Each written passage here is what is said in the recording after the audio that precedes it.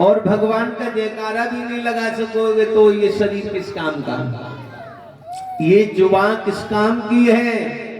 खाने पीने में तो सब आनंद ले रहे हैं, थोड़ा हरि चरण में भी इसको लगाते चलो तभी इसका महत्व मिलेगा। बोलिए सच्चे दरबार की। आप ठीक है। श्री सुखदेव जी बोले, ही राजन परीक्षित, माता सती जिस समय प्रांगण में पहुंची, बहनों ने कहा और तावली तेरे पति का एक स्थल में भाग भी नहीं है। तो माता सती को ये मालूम पड़ा कि 1000 बिच्छुओं ने मेरे बदन में टंक चुबो दिए हो। निकल के वहां से भागी और यज्ञ स्थल पे पहुंची है, जहां यज्ञ की आहुतियां लग रही है, सप्तऋषियों का समूह दल है। माता सती ने देखा, कलेजा दहल गया और क्या बोली माता सती,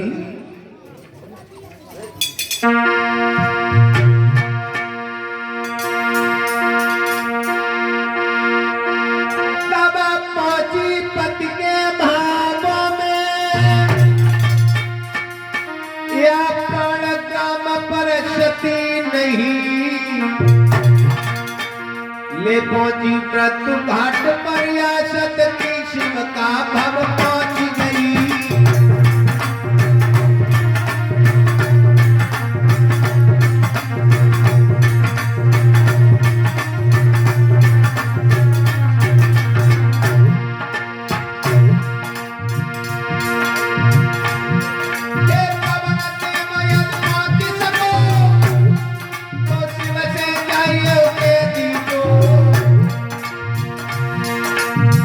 सती की धनी गई बचपन मानम धनी रहे।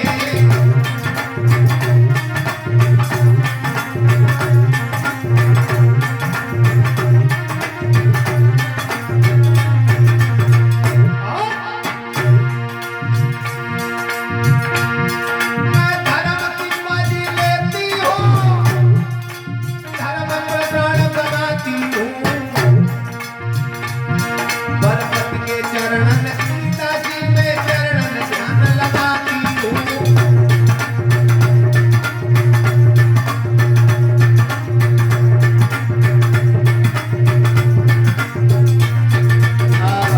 माता सती खड़ी होकर के पवन देव से बोली, है पवन देव, यदि पहुंच सको तो भगवान शिव से मेरे दिल का राज कह देना।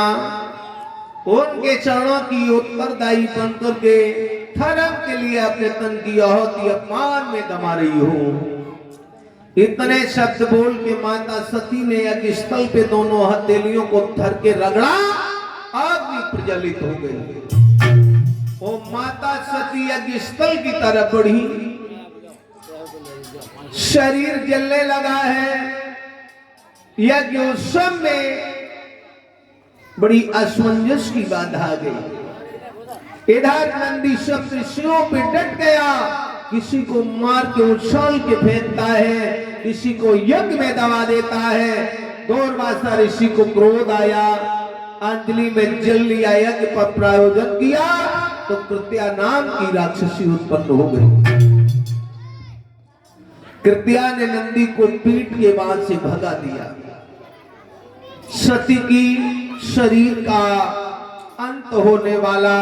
नादिया आया भोलेनाथ से, बोला भोलेनाथ ये तो अनहोनी हो गई, माता सती अब दुनिया में नहीं है। सारा वृतांत बताया। भगवान शंकर की भ्रकुटी पे क्रोध का पसीना छलक आया। प्रभु ने अपनी जटाओं को उठाया और कैलाश पर धर के पटका तो वीरभद्र का अवतार हो गया। बोला आदेश करो प्रभु। कहा जाओ दक्ष प्रजापति के यज्ञ को विध्वंस कर दो और उसका सर धड़ से अलग कर दो। कौन रोकने वाला था वीरभद्र को? जाकर के क्षण मात्र में सारी यज्ञ की श्रृंखला को अंत किया और दक्ष के सर को काट के वैतरणी नदी पार उतार दिया है। अब तो सती की माता मैना बड़ी दुखी हो गई। मेरी बेटी भी चली गई और मेरा स्वाग भी चला गया। रोने लगी वो मां।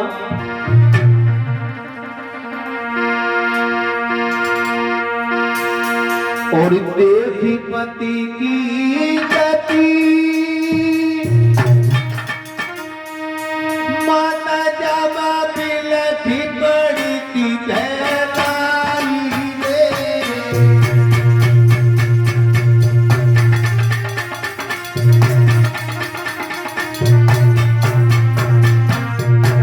ये क्या हो गया?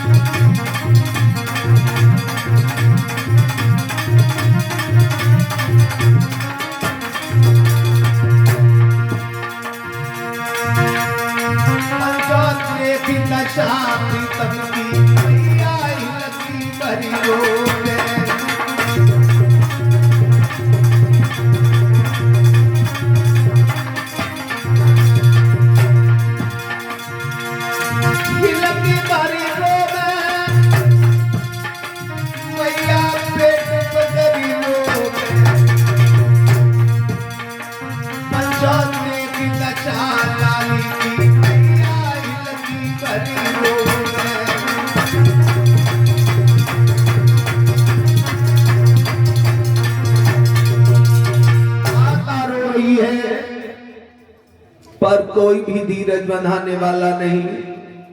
करुण आवाज भगवान शंकर के कानों में पड़ी तो कैलाश छोड़ के दक्ष के यहाँ उपस्थित हुए। माता के समक्ष खड़े हो गए, बोले मां आदेश करो। मां बोली प्रभु मेरी बेटी भी इस दुनिया में नहीं, हमें विधवा भी बना दिया, ऐसा तुमने क्यों किया है?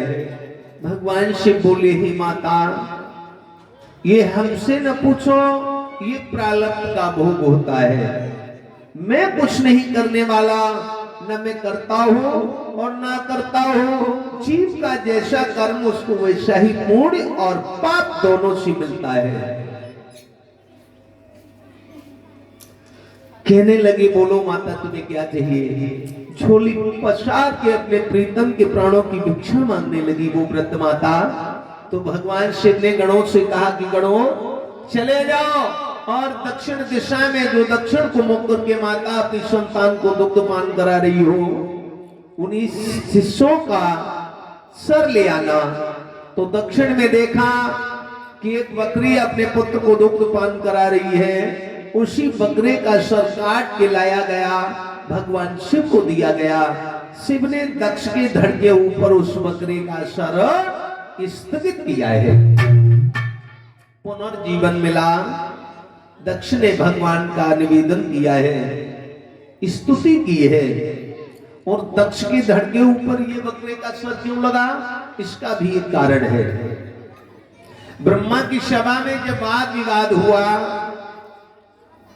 तो दक्ष ने कहा ये शंकर हमारा अपमान करता है, आज के बाद मैं इसे यज्ञ में भाग नहीं दूंगा। क्योंकि यज्ञ के मालिक दक्ष प्रजापति ही थे।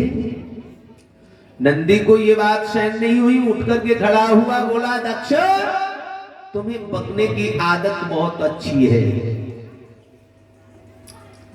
जाओ मैं तुम्हें श्राप देता हूं, अगर मेरे प्रभु को यज्ञ स्थल में भाग नहीं मिलेगा तो तुम्हारे धड़ के ऊपर बकरे का सर लगेगा।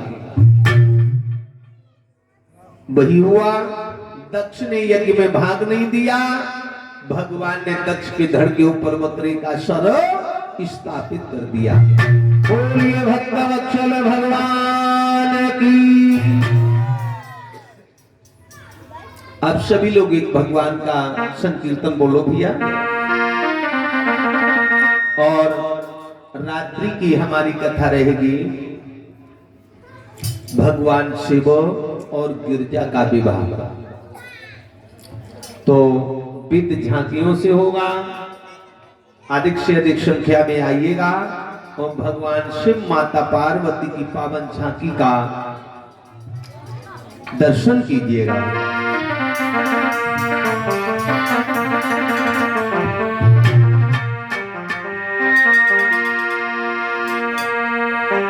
मेरी वृंदावन ससुराल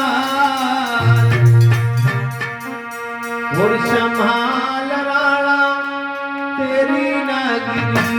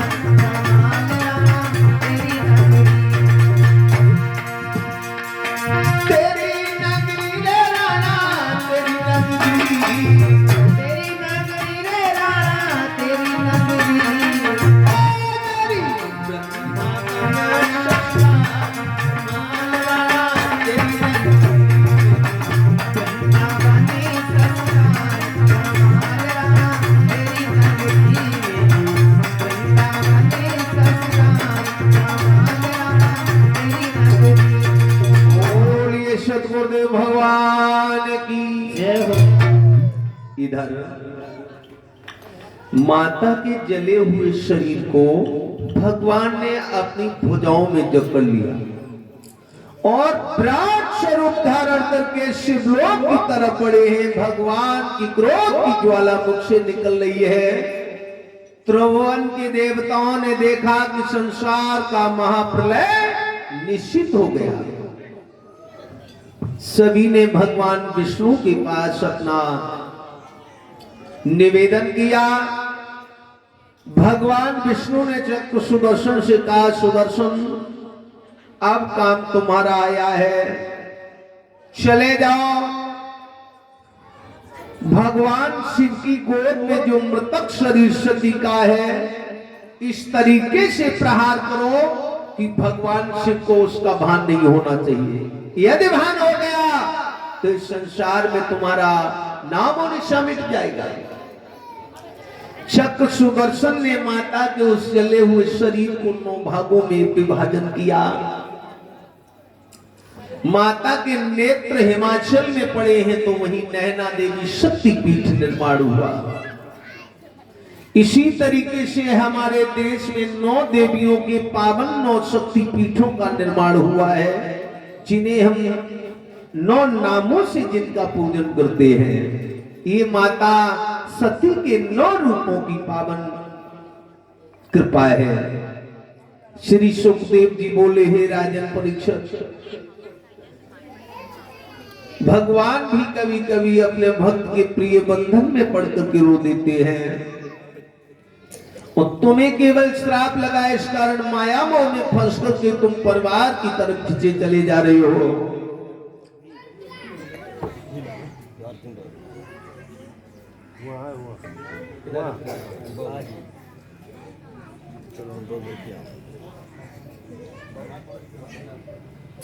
तो समझा रहे हैं सुखदेव जी महाराज की, हे उत्तरानंद परीक्षित, संसार में जो व्यक्ति आया है, देखिए माता सीता का जब हरण हुआ, प्रभु श्री राम ने सारे त्रिभुवन में विलाप किया और माता सीता का मानो सम्मान परस्पर रखा है।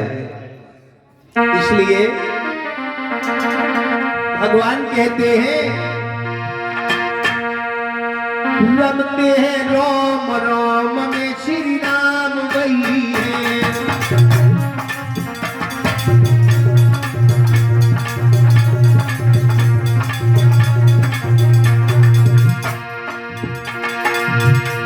श्री राम वही है,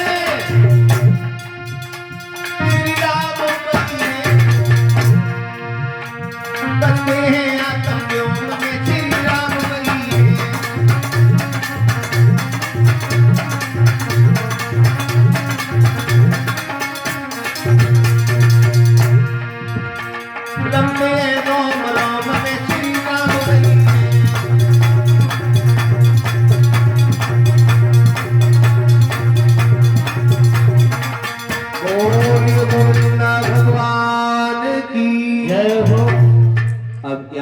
आगे का प्रसंग आप लोग रात्रि में झांकियों के द्वारा देखेंगे। अब एक भगवान का भजन बोलो, उसके बाद आरती और प्रसाद कर लो। इधर मूल चंद्रगुप्ता मजरा से 20 मुद्रिकाओं का दान कर रहे हैं। अवनीश गुप्ता मजरा से 50 मुद्रिकाओं का दान कर रहे हैं। भैया जी कौन है? संजू गुप्ता। संजू गुप्ता 20 मुद्रिकाओं का दान कर रहे हैं। और ये चौथे नंबर पर तो टिकेश सिंह मजरा से 50 मुद्रिकाओं का दान कर रहे हैं। सुरेंद्र गुप्ता 20 मुद्रिकाओं का दान कर रहे हैं। अवधेश गुप्ता 50 मुद्रिकाओं का दान कर रहे हैं। आरुषि गुप्ता 20 मुद्रिकाओं का दान कर रही है। शिवानी गुप्ता 20 मुद्रिकाओं का दान कर रही है। राम सेवक गुप्ता 50 रुपया दान कर रहे हैं। सभी भक्त मजरा के रहने वाले हैं। इन भक्तों को भगवान विजयवान का आशीर्वाद प्रदान करता रहे। लो भैया एक बोलो भगवान का संकीर्तन। दीपक तैयार करो भैया।